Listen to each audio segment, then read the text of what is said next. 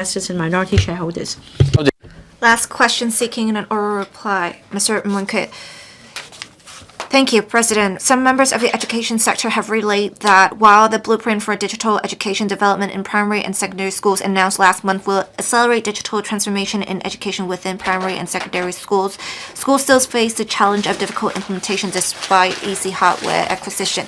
In this connection, will the government inform this council, 1, to ensure a consistent pace of digital transformation in education, whether the Education Bureau will establish a uniform reference model of smart campus infrastructures or centrally procure highly secure cloud services and AI large language models for primary and secondary schools across Hong Kong to narrow the digital divide among schools.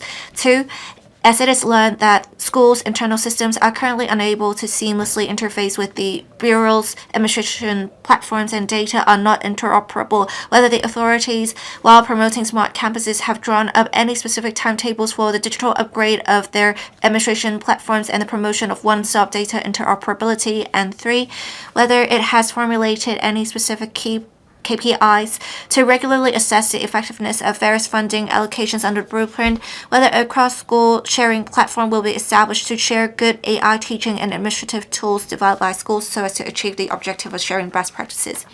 Secretary for Education.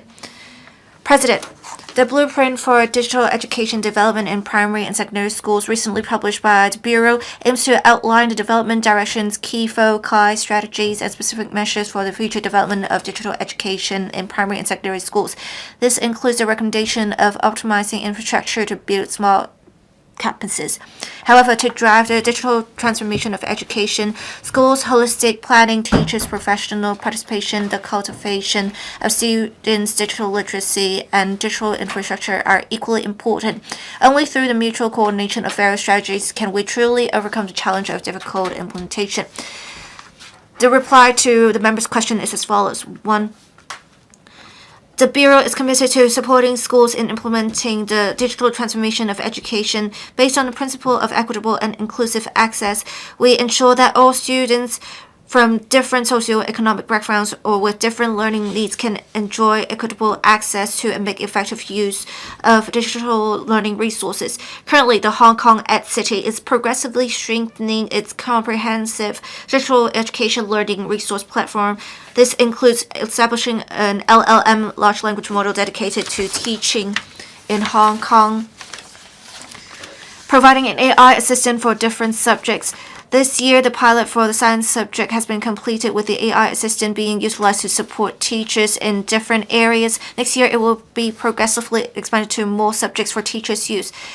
However, the focus of educational digitalization lies in supporting schools to initiate and develop school-based educational plans by making good use of AI with reference to their school contexts and teaching needs, uniformly mandating the use of a particular platform or product, or setting up a standardized infrastructure reference model, or centrally procuring an AI LLM may seem to resolve inter-school disparities, but it would limit the room for school-based professionalism and make it harder for schools to adapt to their own contexts. Institutional strategies vary across subjects and teachers to effectively cater for the diverse traits and needs and students. The diversity of school-based choices and the professional capabilities of teachers are of higher importance. In tandem with the blueprint, the Bureau is rolling out tiered and diversified teacher training to enhance teacher professionalism and optimize learning and teaching effectiveness. The current iteration cycle of AI and software technologies is also extremely short. If the government were to set a single rigid standard, it would be difficult for schools and teachers to adapt to the changing circumstances. This might also stifle positive interaction between the education sector and the tech industry, limiting the room for the industry to provide services and solutions tailored to schools' needs. To advance digital transformation, we encourage schools to compare solutions from different service providers and carefully select the AI platforms or services best suited for their needs, striving for appropriate application at the right time. We will actively promote peer learning among teachers through experience sharing and exchange teachers' creativity can be inspired, enabling them to integrate AI into teaching more comprehensively and flexibly to better cater to students' needs. Undeniably, during the initial phase of implementing the blueprint, each school having different characteristics, disparities between schools are inevitable. To encourage schools to play to their strengths, the Bureau adopts a strategy of providing baseline support without setting a ceiling, ensuring that all schools meet the basic requirements, but also encouraging diversified development and educational innovation so that schools can accelerate their progress, share good practices, and build a sustainable digital education ecosystem. With regard to the connection of schools' internal systems and administrative platforms, the Bureau has all along adopted a pragmatic approach, taking into consideration schools' needs and feedback. On the premise of ensuring data security, the Bureau continuously optimizes various systems and functions to facilitate schools' usage and enhance operational efficiency. Although interfacing between schools' internal systems and the Bureau systems is not supported due to information and cybersecurity considerations, the Bureau has provided multifunctional systems and electronic platforms for schools to streamline their administrative work and promote information exchange with the Bureau, allowing direct submission of various types of data, such as information on students, staff, classes, subjects, and curriculum to the Bureau, thereby reducing paperwork for schools. Furthermore, the web-based school administration management system SAMS was fully upgraded to a cloud-based system in 2024 to further optimize its functions and facilitate schools' usage. By using the common logon CLO system, schools can readily access various application systems of the Bureau, including CloudSAMS, the e-services portal, and the training calendar system. In addition, users can log into the systems via iAmSmart. To complement the blueprint, the Bureau has earmarked $2 billion under the Quality Education Fund to support the advancement of digital education, which includes the AI for Empowering Learning and Teaching funding program. To support schools in making good use of the resources, the Bureau requires participating schools to use the funding in accordance with relevant guidelines and be accountable for its deployment. All schools would have to submit interim reports and final reports for the funding program with details of the subsidized items or activities, relevant expenses, and evaluations in the annual school report for submission to their school management committee or incorporated management committee for endorsement. To enhance transparency, schools are required to upload the endorsed annual school plan and school report to their schools' websites. The Bureau will maintain ongoing communication with the school sector to review the deployment and actual effectiveness of the relevant funding, providing professional feedback to schools where necessary. To make good use of the resources and implement the recommendations in the blueprint, the Bureau will review the effectiveness through various channels. With the indicators in the blueprint, we have indicators for reviewing progress and effectiveness. The blueprint also provides the school sector with the AI literacy learning framework and guide to using AI in teaching in schools.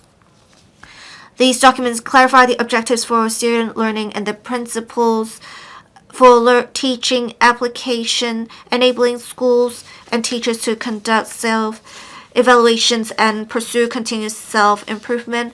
We are also promoting school-based practical experiences by organizing professional exchange platforms to encourage teachers to integrate AI into learning and teaching. The Digital Education Center of Excellence will arrange for professional support for teachers, which include teaching demonstrations and lesson observations. Many schools have selected and or developed AI platforms that align with their school's contexts to handle administrative work. The Bureau will continue to collect and promote practical experience and examples to foster exchanges among the school sector and share best practices. Thank you, President. Mr. N. Wun-kit, in the reply, it talked about how in the blueprint, schools are encouraged to make good use of their strengths, and we have a strategy of their being no ceiling set while providing baseline support. What kind of basic criteria do we have for successful development of digital education in primary and secondary schools? Secretary, in the blueprint, there are actually 4 areas of requirements. 1, digital literacy of students, and for teachers, applications in terms of learning and teaching. 3, infrastructural requirements, as well as 4, schools and cross-sectoral resources allocation and investment in such applications. In 2027-28, we will commence relevant observation arrangements, and member may refer to the blueprint and the relevant guidelines and directions, and we will make sure they are implemented in accordance with these documents. Thank you. Mr. Chu Lat-Wai.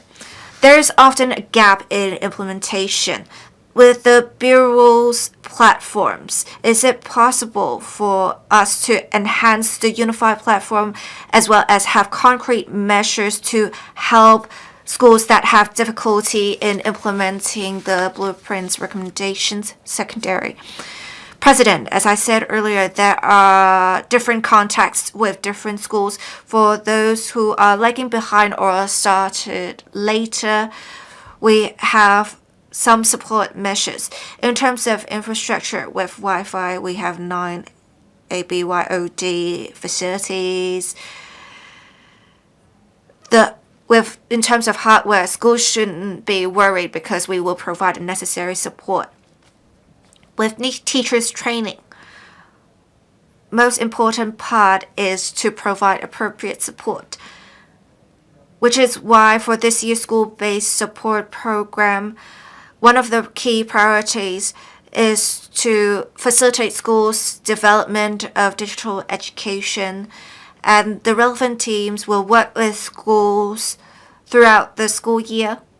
We also have teachers' professional learning circles. We also have the Digital Education Center of Excellence staff members providing demonstrations for technological applications in learning and teaching. We try to be comprehensive, whether it is for outside teacher training or training in educational settings. We will provide support to schools. Thank you. Mr. Ken Wong. Thank you, President. For digital learning assistance for grassroots students, the administration only provides supports in terms of acquisition of hardware and provision of basic internet allowance. But in the AI era, money has to be spent on different applications and AI tools.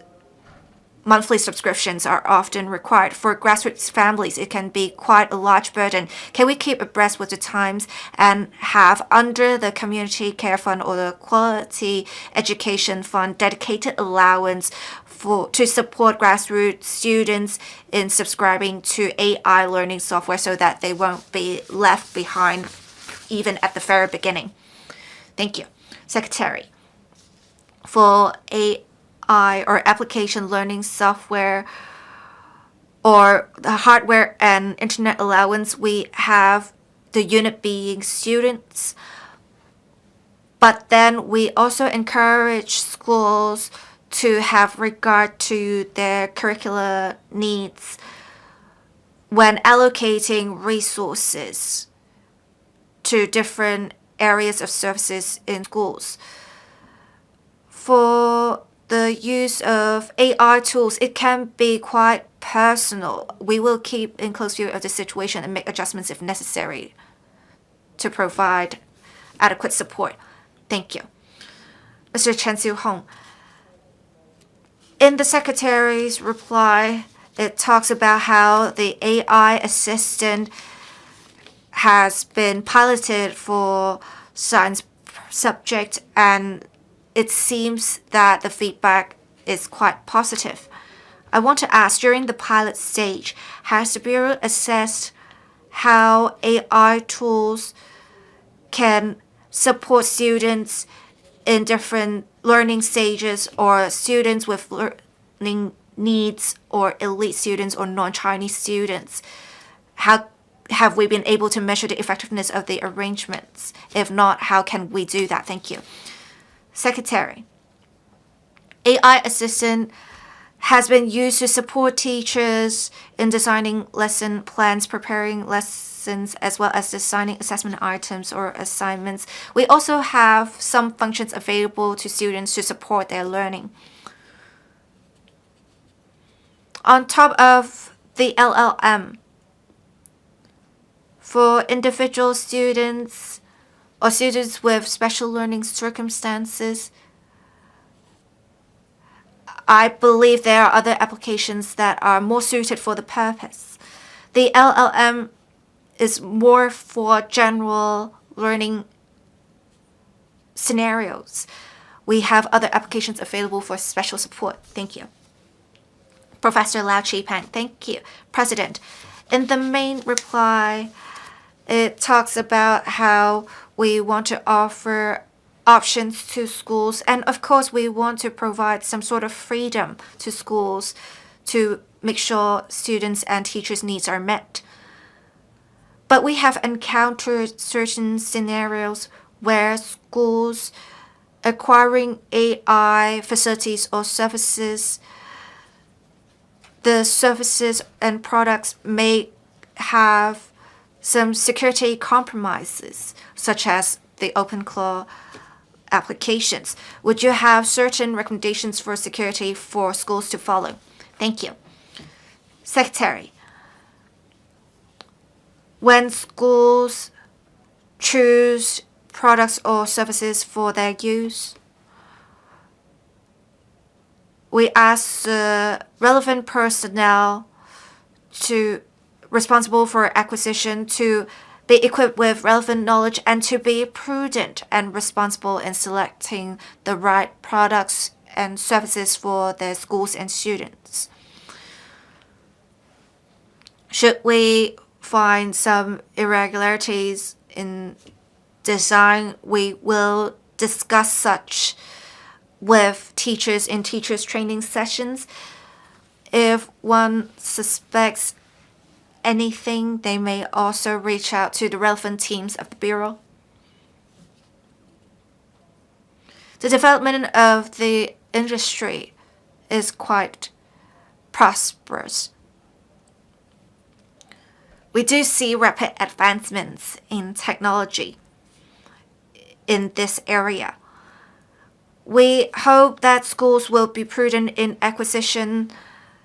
While there may be varying qualities of products and services, we don't want to stop schools from finding the right product or service from them to foster a healthier environment for that. Thank you. Mr. Tang Fei, thank you, President. We have different countries and regions worried that AI education can impede learning of lower grades, especially the junior primary students. In fact, some countries already prohibited AI applications by primary students, and in Singapore, only when a student enters primary 4, then they can make use of AI learning tools developed by the government with the supervision of teachers. So I want to ask if the Bureau will have surveillance in the promotion of digital education and measure the potential negative impact of AI use in lower levels in their learning. Thank you. Secretary, thank you. When we developed the AI literacy framework, we referred to the experience and research outcomes in the mainland and overseas. We understand that students should not be learning how to use or actually use AI in lower levels such as junior primary schools. So we actually make clear under the framework for the 4 learning stages, junior and senior primary and secondary stages, it is only in senior primary school that students will start to be exposed to AI tools, and in junior primary schools they will be aware of such, but they won't be using such tools in their learning. We do have this in mind when we develop the AI literacy framework. Thank you. Mr. Duncan Chu, thank you, President. I very much agree with Mr. Ng's suggestion to have a uniform AI learning tool as well as a unified learning resource platform. I very much support that, but in the main reply, the secretary said it could really affect schools' uses and promotion of diversified learning. I think I have reservations about this. I don't think it will limit the room for school-based professionalism. With the standardized infrastructure learning model or a unified platform, I think with different stakeholders, we have been trying to develop relevant tools. And in some subjects, AI can be used for examinations or assess students' performance. There are different areas. We try to promote use in the different areas. Thank you. Secretary. In the reply, we talked about how it would limit the room for school-based professionalism. It doesn't mean we won't be seeking developments in use of AI or the large language model. I believe there can be complementary development with the digital education platform under the Hong Kong EdCity, or the use of AI assistant, or the learning resource database or learning multimedia platform. We do open them to schools for use, and these are standardized. But different schools have different contexts and circumstances. With the rapid advancement of technology, we need to allow flexibility for schools. So we will take a two-pronged approach. That's it for the question session. Government Bill, first reading.